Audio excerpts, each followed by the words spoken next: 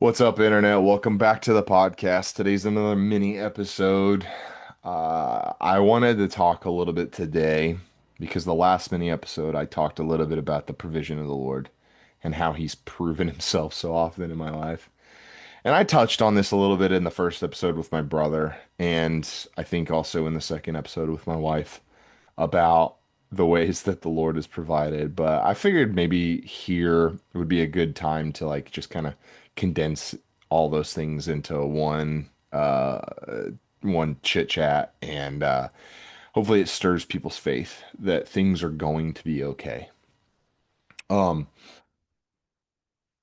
way back, I did youth with a mission, and it was one of my first times like stepping out in faith and being like, Lord, this is a big chunk of money. I don't know how I'm going to do it. And he gave us the idea um, to do a worship band and to just go to different churches. And even we did a concert in an actual venue with openers and everything. And the funds went towards, my Youth of the Mission DTS, the cost of it, right? I think sometimes that's the type of provision that the Lord provides is like a good idea of what you can do to produce income. Um, I mean, sometimes just learning good new skills is a big thing. I one time stepped out from anything that I'd ever done before and learned welding, and now I'm a welder and I make pretty decent money at it, right?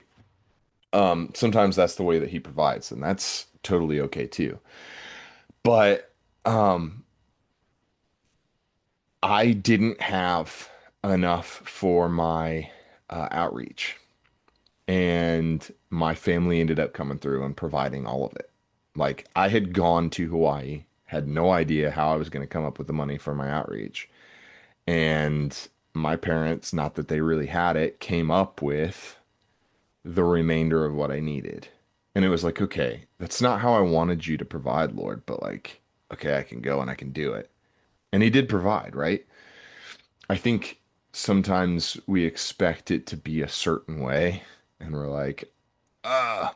But I think for the first few times of him really providing for me in that way, I think that was huge because it did show me that, yeah, it won't always be in the most comfortable way. Um, and that's okay. My parents are doing, oh, like, it's been years since then, and they didn't like financially go under or anything like that. And I think they were blessed for, self-sacrificing for their son. But, fast forward a few years, I remember I was working a job and no, actually, it was a year later, wasn't a few. And the Lord basically gave me a car. I had done the Ferguson response with JT, went to Ferguson from Indy, and I didn't have a vehicle. I think that after YWAM, either the car that I had broke down or I didn't get another car. I don't remember exactly what had happened, but for some reason I didn't have a vehicle. And in order for me to get to St. Louis, my dad, who's a trucker, took me on his route out west and dropped me off in St. Louis, which worked out really great, right?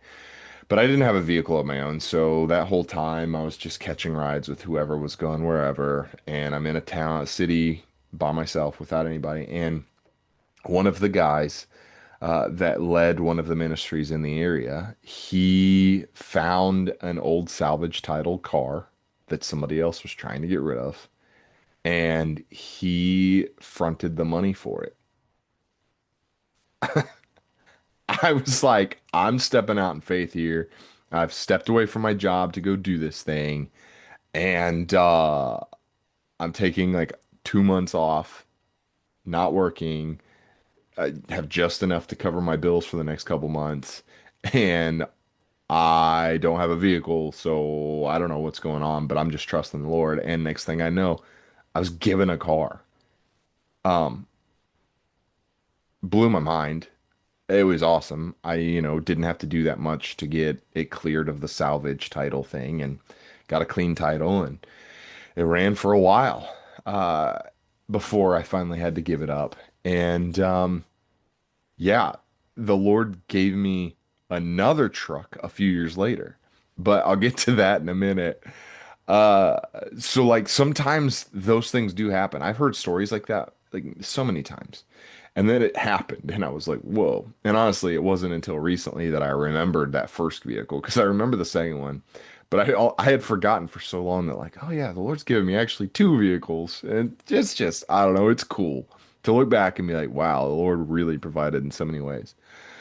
But my ex and I told you guys about how we had tried to move to Australia because that's where she grew up, that's where she was from. She was a dual citizen, and we felt like in order for her to get emotionally regulated, maybe that was the best option. And I did feel like the Lord was like, "Yeah, go for it."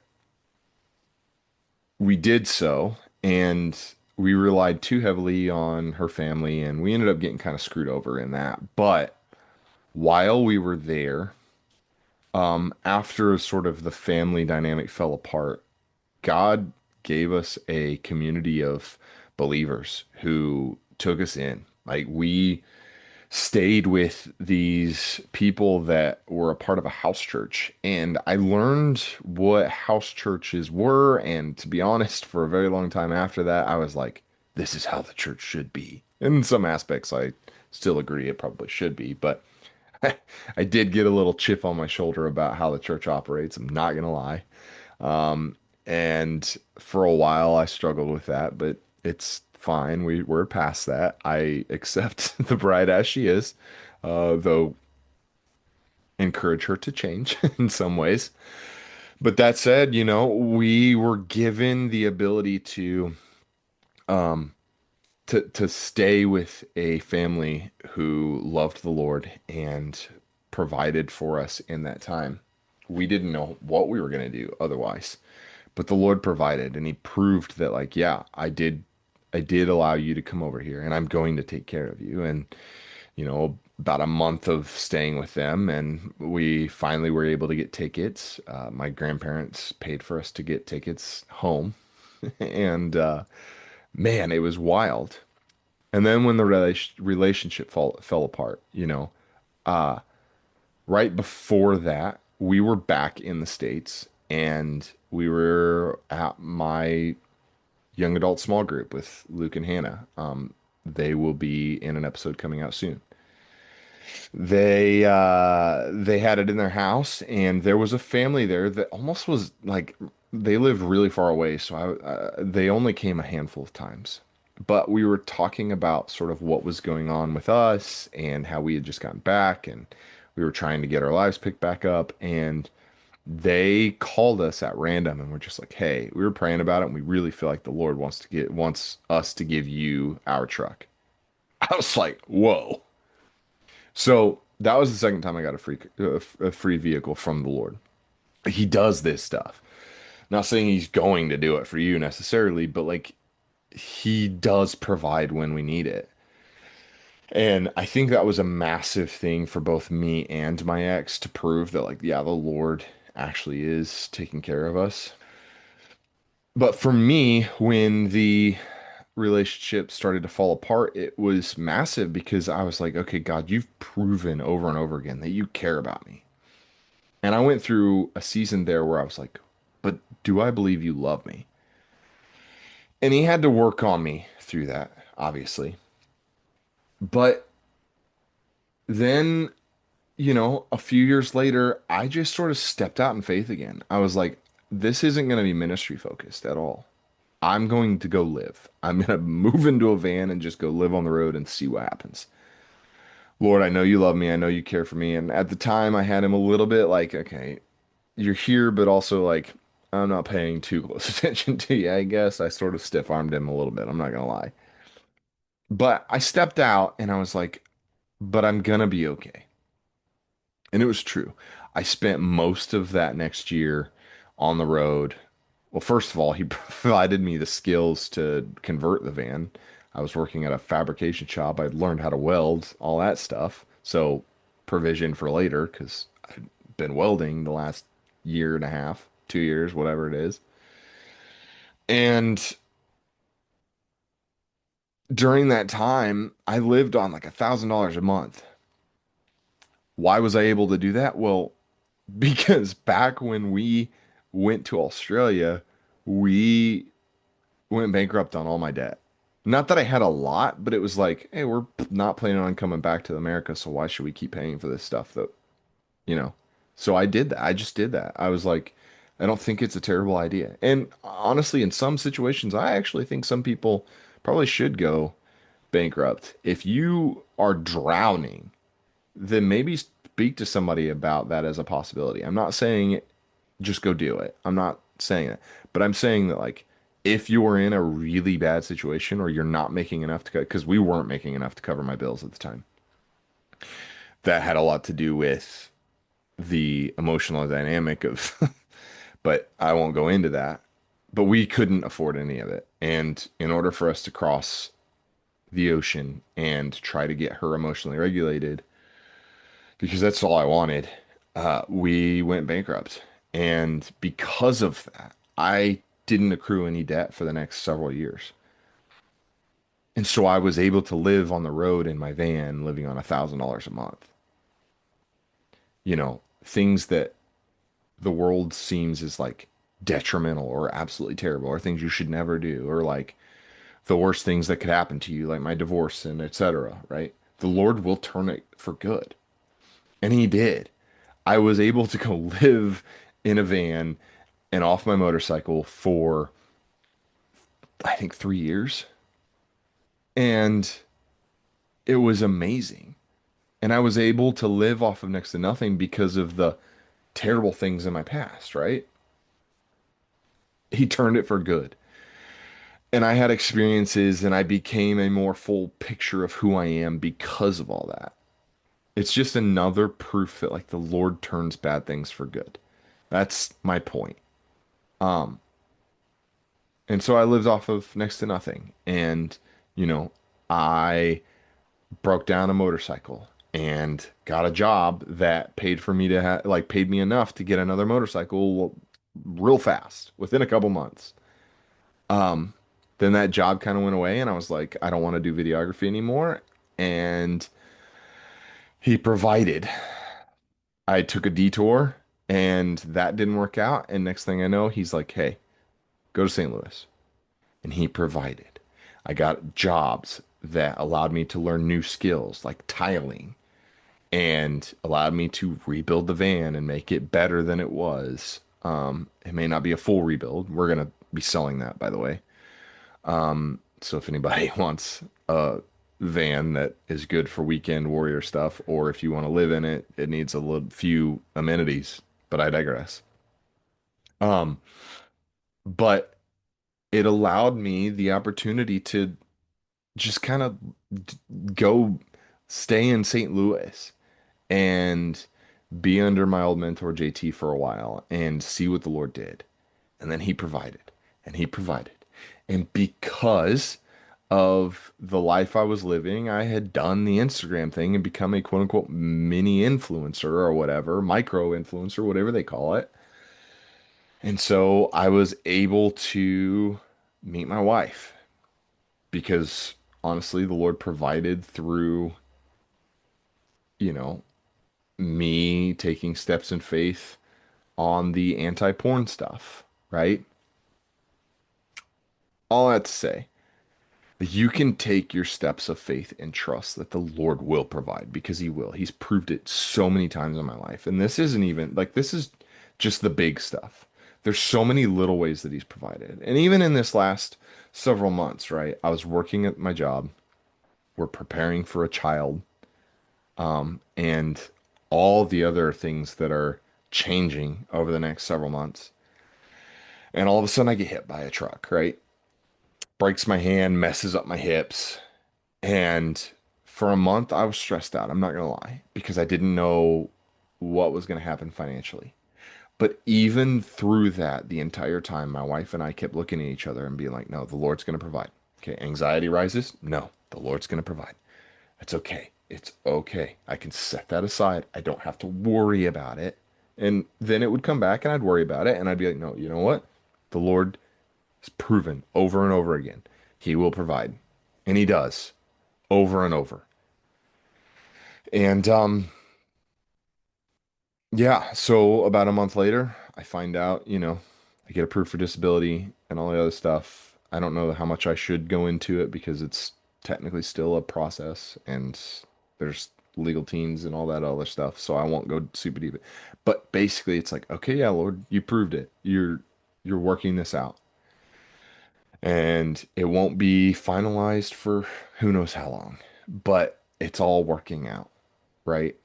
I go today, when I'm recording this to get this checked out, and hopefully it will be healing right on track for me to get this off in, the 6 weeks instead of the 8 weeks. I don't know. We'll see. But I can trust that it's okay.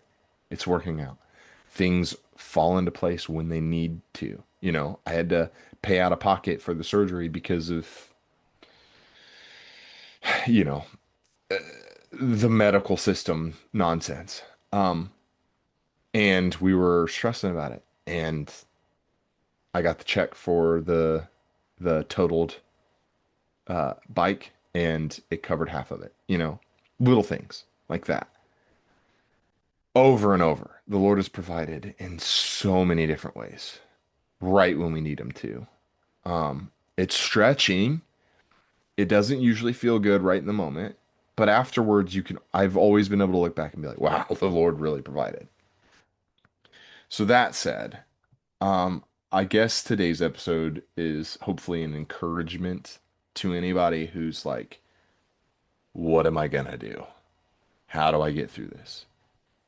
Well, lean into the Lord. Trust that verse that the Lord loves you more than he loves the flowers of the field and the birds of the air. He provides them food and clothes them in in beauty beyond Solomon's temple, right? It's that reminder. Like you have to remind yourself the Lord really does love us more than he loves the things that he provides for on a daily basis. He'll provide for you too if you let him. Um, Even if we miss it and it's not the thing that he called us to. There's been times like that too, where I did the thing that was actually counter to what he would have called me to, and he still provided. He's he brought me out of it, obviously, but you don't have to worry too much about missing it. As long as your heart is towards him, especially. Like obviously try to not do the dumb things, the things that are counter what he would call you to. But like, trust him. He will provide. He's proved it in my life over and over and over again.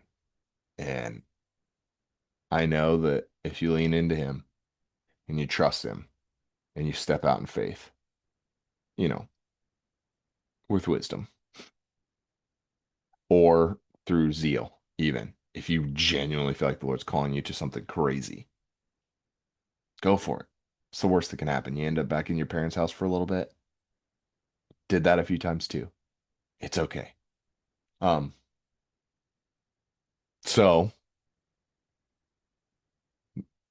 that's it, I guess. Trust the Lord. He's got you. Um, Thanks for listening to another mini episode. And I think I mentioned this on some of the podcasts recently. Maybe not, I don't remember, but I'm spending significantly less time on social media, so I'm not posting as often. Not that the algorithms are really in our benefit anyway. So if you enjoy these episodes or if you enjoy the longer episodes or whatever, send them to somebody. That'll really help this channel grow, this podcast grow. And anyways, love you guys. Thanks for praying for me and my healing. And I'll talk to you guys in the next one. Peace.